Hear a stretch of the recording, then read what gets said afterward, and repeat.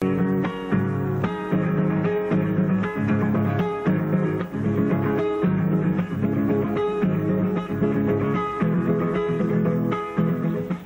también la solución diremos, económica, política y social permitieron encarar una reforma cultural en el país. Eso permitió también dar acceso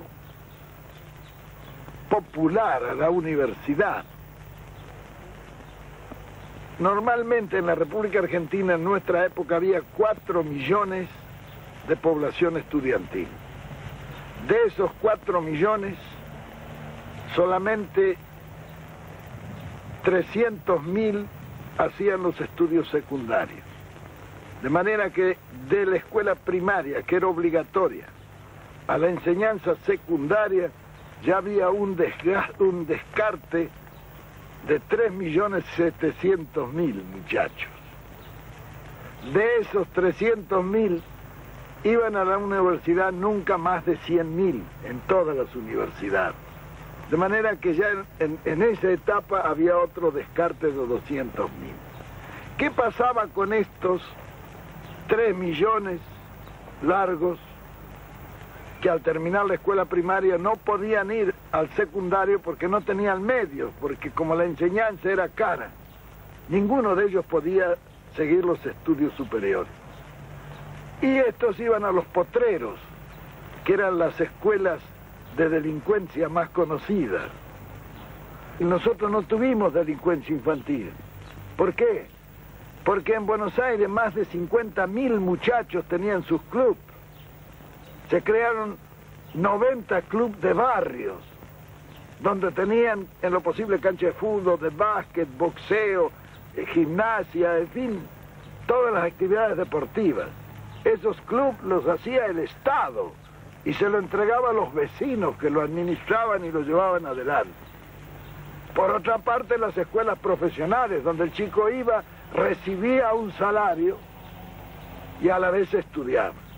Después de recibirse de operario, iban a la fábrica, estaban 3 años. De ahí podían pasar a las escuelas de aplicación, que eran escuelas para formar sobrestantes, jefes de talleres, etc. Después de estar allí, iban nuevamente a la industria y estaban 2 o 3 años y entonces tenían derecho a ingresar a la universidad obrera, de donde salían ingenieros de fábrica en cada una de las grandes especialidades de la industria. Eso fue para la masa. Es decir, en esto se contempló un panorama de conjunto y se hizo la conquista más grande, fue que allí la universidad se llenó de hijos de obreros, donde antes estaba solamente admitido el oligarca, porque la forma de llevar al oligarca es poner altos aranceles, entonces solamente puede ir el que lo paga. Nosotros suprimimos todos los aranceles. Para la universidad no había ni derechos de exámenes ni nada, era gratis, totalmente gratis, el Estado pagaba eso. De manera que tanto el pobre como el rico podía ir. Era un crimen que estuviéramos seleccionando materia gris en círculos de 100.000 personas cuando lo podíamos seleccionar en 4 millones, que hubieran salido más abundantes. Bien, eso, en pocas palabras y dicho muy rápidamente, fue nuestra concepción con referencia a la reforma cultural.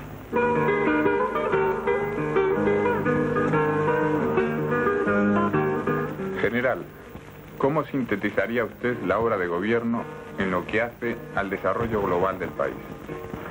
Bien, todo este proceso podrán discutirlo, pero lo que no pueden discutir son los números.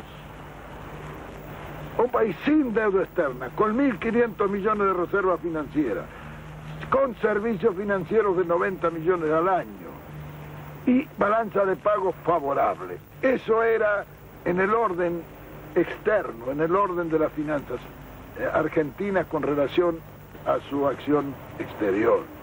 En la organización de la economía, lo que quedó después de nuestro gobierno era una economía de abundancia, donde a nadie le faltaba dinero y con una emisión total que nunca pasó de 38.000 millones de pesos dimos servicio monetario a todo el país, mediante una velocidad de giro que llegó a 8 veces en el año. Eso fue posible mediante la agilidad con que la administración de la economía interna se realizó. Con eso se cubrieron todos los servicios sociales, en fin. El estado en que nosotros dejamos el país no es un secreto para nadie, menos para los que han sentido después en el estómago y en el bolsillo, que son las vísceras más sensibles del hombre, los efectos de un cambio que fue catastrófico.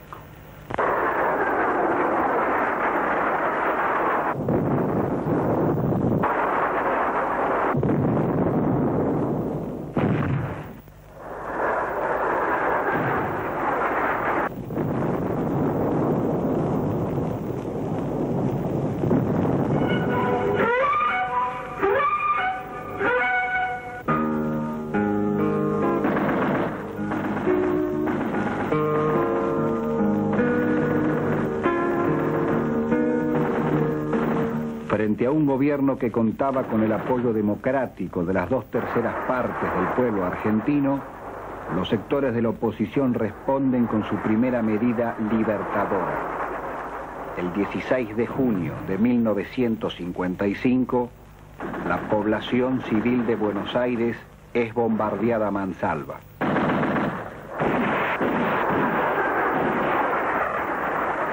Una vez más, nuestra lucha inquebrantable por la liberación del pueblo argentino nos confronta con la reacción y con las consabidas violencias de su histerismo.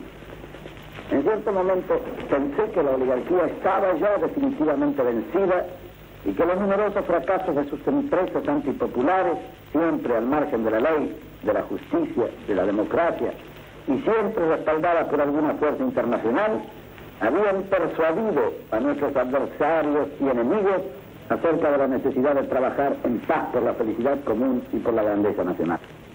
Durante algún tiempo, la oligarquía aceptó aparentemente nuestro ofrecimiento de paz. Digo aparentemente porque nunca dejé de advertir que el generoso ofrecimiento de nuestro pueblo era utilizado por la reacción oligárquica de siempre para volver a sus andanzas en procura de la reconquista de sus perdidos privilegios. En 1949, poco después de su viaje a Europa, Eva Perón había convocado al secretariado de la CGT para proponer la organización de milicias populares. El proyecto fue iniciado con dirigentes obreros y algunos oficiales del ejército. Consistía en la organización de milicias obreras y en la elección de soldados delegados de cuartel. En 1952, altos oficiales del ejército hacen saber su oposición a ese proyecto. En 1955, el 7 de septiembre, la CGT ofrece sus 6 millones de afiliados para constituir las milicias obreras. Al día siguiente, el ministro de Guerra anuncia el rechazo de ese ofrecimiento.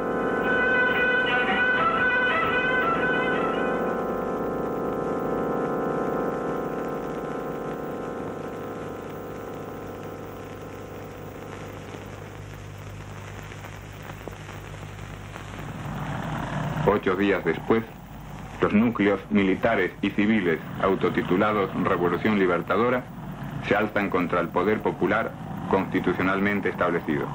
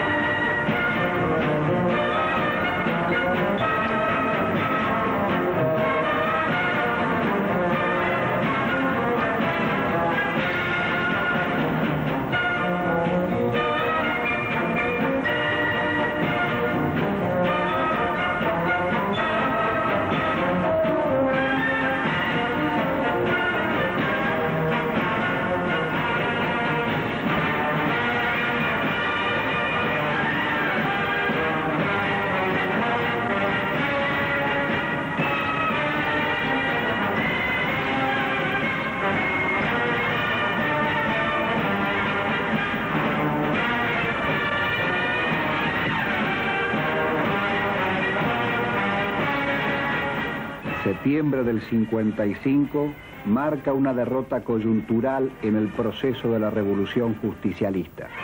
Desalojado el pueblo del poder y condenado su conductor al exilio, se inicia, en nombre de la libertad y la democracia, la era de mayor proscripción popular de nuestra historia reciente. El Congreso es disuelto.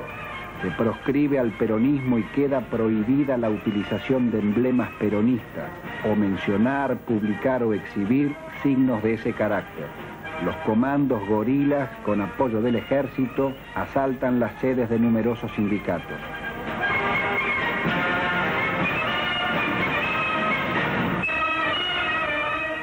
Raúl Prebisch llega para sentar las bases de la política económica de entrega apoyada en el libre cambio. 4.000 profesores y funcionarios universitarios son separados sin juicio previo. 150.000 militantes sindicales son inhabilitados. Muchos de ellos son detenidos sin causa ni proceso y confinados en la Patagonia. Otro tanto ocurre con políticos y militares peronistas.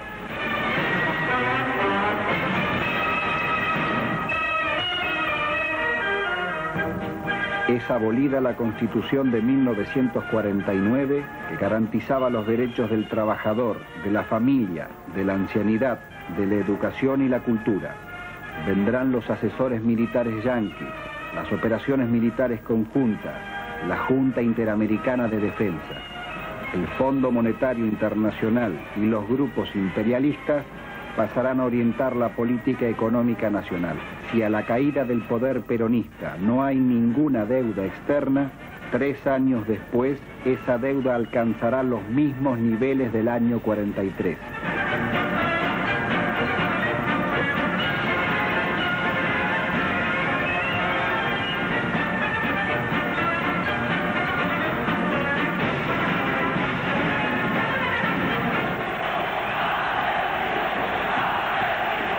Cualquier intento de resistencia popular es reprimido violentamente. Los fusilamientos de junio de 1956, los torturados y desaparecidos en la época del llamado Plan Conintes, los muertos en las calles del país, los detenidos, torturados o también desaparecidos recientemente. Contra esta violencia disfrazada de paz, orden y normalidad, el pueblo